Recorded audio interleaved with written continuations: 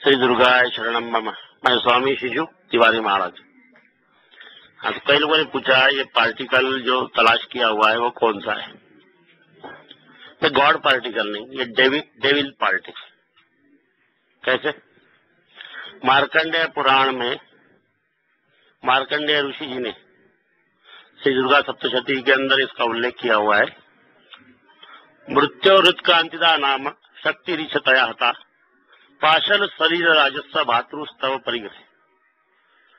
मृत्यु उत्क्रांतिदा नाम का, मृत्यु की उत्क्रांति का जो तत्व उस समय जो राक्षसों ने ढूंढा था वही अभी भी राक्षसों ने ढूंढा। इसलिए ये कोई ईश्वरीय पार्टिकल नहीं है।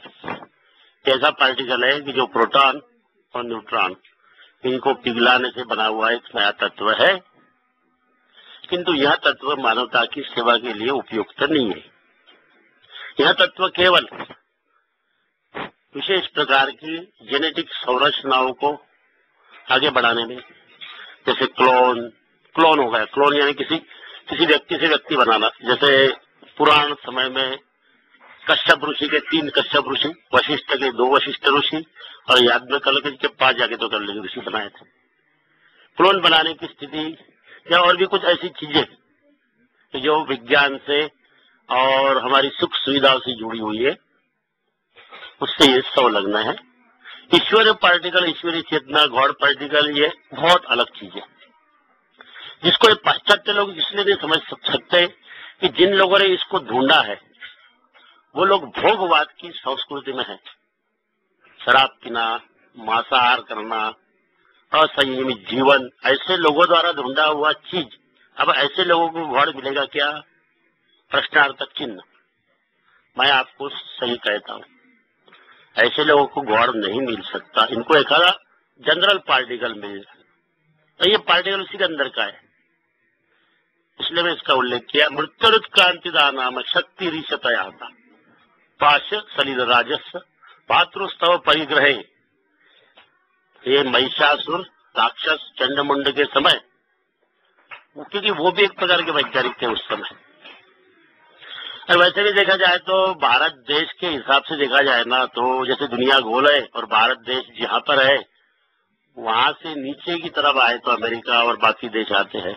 यानी पहले हमारे पुराण वर्णित था ना कि राक्षस लोग पाताल में रहते थे, तो इंडिया के हिसाब से वो पाताल लोग ही है और वो लोग ज्यादा प्रगत थे, क्योंकि वो लोग किसी चीज को खारिज नहीं करते। हमारे देश में अभी तक कोई संशोधन क्यों नहीं हुआ? क्योंकि हमारे यहाँ पे खारिज कर देते, ये नहीं हो सकता, वो नहीं हो सकता। लेकिन वो लोग नहीं खारिज, वो लोग क्यों नहीं हो सकता? ये क्यों नहीं हो सकता कि अंदर उन लोगों ने अनेक प्रकार की खोजें की है, जो कुछ मानवता के लिए उपयुक्त भी है और कुछ विनाशकारी भी है। तो इन सबके मद्देनजर रखते हुए ये क्लिप बनाई हुई है। तो मैं जनमानस को निवेदन करता हूं कि इस पर भी वो कृपया ध्यान दें और ध्यान रखें कि पुराण समय में जो सुर और असुरों का जो हुआ था वही इस समय भी दोहराया जा रहा है। कलयुग में वही स्थिति है, कोई फर्क नहीं है। कुछ दिन बाद में देखो ऐसे होने वाला है कि समुद्र मंथन भी होने वाला है, राक्षसों और देवताओं के द्वारा किया जाने वाला है। कैसे? ये कि हमारे आर्यावर्त के, भारत के समुद्र की खाड़ी के अंदर चीन जैसे घुसपैठियों ने जगह बना ली। वहां पे भी चालू है। अब यहाँ पे क्या समुद्र मंथन होने वाला है, उसमें अनेक चीजें निकलने वाली है, वही होने वाला है। जो वापस वो मोहिनी का अवतार विष्णु भगवान का होने वाला है, राहु केतु का सर धड़ से अलग होने वाला है, वही स्थिति है। पुराण अपने आप को दोहरा रहा है, इतिहास अपने आप को दोहराता है, वही स्थिति है। इसलिए कोई ये न समझे कि ये ईश्वरीय पार्टिकल है। ईश्वरीय पार्टिकल नहीं है। ईश्वर ये अनुसंधान के अंतर्गत नहीं है, अनुविज्ञान के अंतर्गत है। और वह अनुविज्ञान केवल उन लोगों को प्राप्त है जिनका जीवन संयमित है, जो मांसाहार नहीं करते, जो कोई मद्यपान वगैरह नहीं करते, नशा नहीं करते, जो अपने सदगुरु की सेवा के द्वारा अपने जीवन को एक उच्चांक प्राप्त करते हैं, उनको ही वह ईश्वरीय पार्टिकल, गॉड पार्टिकल प्राप्त होता है। क्योंकि गॉड ये पार्टिकल रूप में नहीं है। ये भी एक आपको मैं बता देता हूँ, गॉड कभी पार्टिकल रूप में रहा ही नहीं। गॉड ने अपने आप को पार्टिकल रूप में नहीं ढाला। गॉड ने अपने आप को विभिन्न ऐसे परमाणु अणु के रूप में भी नहीं ढाला, उसने स्थाणुओं के रूप में अपने आप को ढाला हुआ है। और वह स्थाणु इतना सूक्ष्म है कि उस तक पहुंचने में आज के विज्ञान को और अरबों साल लग जाएंगे। क्यों?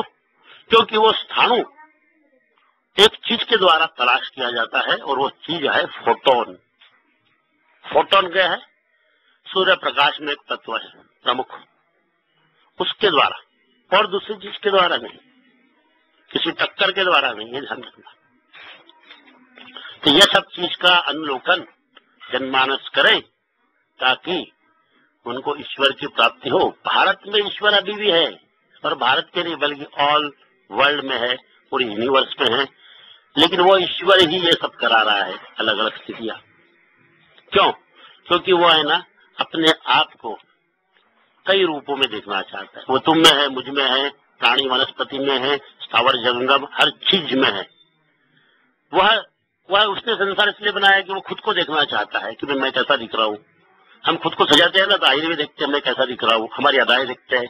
वैसे ईश्वर अपनी अदाओं को देखना चाहता है, इसलिए उसने हर पार्टिकल में अपने आप को प्रविष्ट कर दिया है। लेकिन वह अणुपरमाणु नहीं है, वो स्थाणु है। इस बात को देखिए। ओम श्री दुर्गाय शरणम नमः।